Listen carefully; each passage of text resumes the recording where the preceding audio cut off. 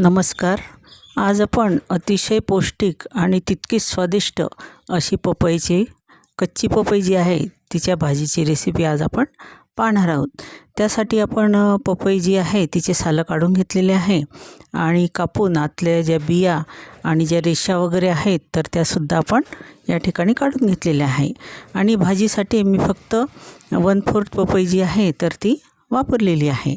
आणि बाकीच्या पपईपासून आपण वेगवेगळी रेसिपी बनवलेली आहे, तर त्यासुद्धा मी अपलोड केलेल्या आहेत, तरी त्यासुद्धा आपण नक्की पाहाव्या. तर आता कढईमध्ये मी तेल घेतलेलं आहे आणि तेल तापल्यानंतर आपण त्यात मोहरी, त्याचसोबत आपण थोडंसं जिरं,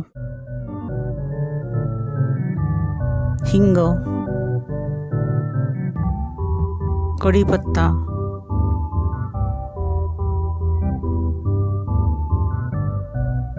थोडासा लसूण आणि कापलेला कांदा आपण या ठिकाणी घालून घेणार आहोत.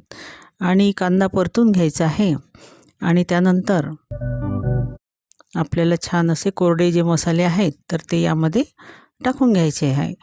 तर आपण तिखट, हळद, धने पावडर, गरम मसाला आणि थोडा कांदा लसूण मसाला तर हे सगळं घेतलेलं आहे आणि ते एकत्रच आपण यामध्ये घालून घेतलेलं आहे.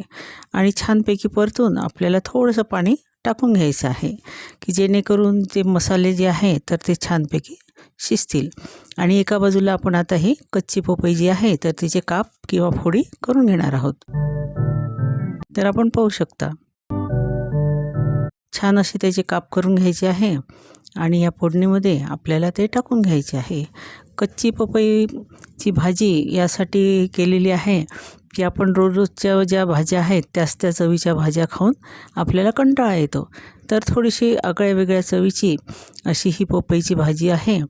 तर ही आपण नक्की घरी ट्राय करा. आणि माझी रेसिपी थोडी जरी आवडली तरी रेसिपीला लाईक करा, शेअर करा आणि कमेंट करायला विसरू नका. आणि त्याचसोबत माझ्या चॅनलला सबस्क्राईब करा आणि बेल आयकनचं बटन नक्की दाबा. त्यामुळे नवीन व्हिडिओचे जे नोटिफिकेशन आपल्यापर्यंत लवकरात लवकर पोहोचण्यासाठी मदत होईल. तर या ठिकाणी आपण ह्या फोडी ज्या आहेत तर ह्या फोडणीमध्ये घालून घेतलेल्या आहेत. आणि आता परतून आणि किंचित असं पाणी टाकून आपण ह्या छान अशा झाकण लावून शिजवून घेणार आहोत. तर या पपईमध्ये आपल्याला व्हिटॅमिन ए, सी आणि ई, पोटॅशियम आणि फायबरचं प्रमाण यामध्ये भरपूर असतं. तर त्यामुळे आपली पचनक्रिया सुधारून वजनसुद्धा आटोक्यामध्ये राहू शकते आणि आपली रोगप्रतिकारक शक्ती वाढवण्यासाठी याचा मदत होते.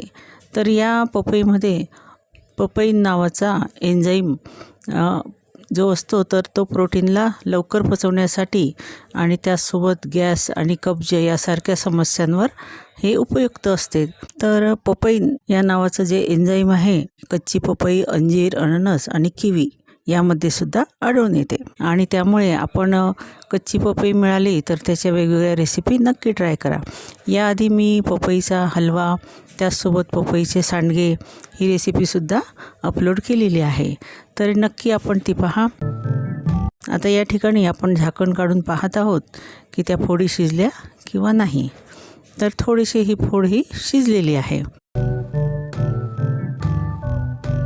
तर यावेळेला आपल्याला थोडंसं त्यामध्ये आमचूर पावडर आणि थोडासा गूळ आपण यामध्ये घालून घेणार आहोत. त्यामुळे त्याची चव अतिशय उत्तम अशी तयार होते. आणि पोटॅशियममुळे आपले BP आणि कोलेस्ट्रॉल जे आहे तर ते आटोक्यात राहण्यासाठी मदत होते.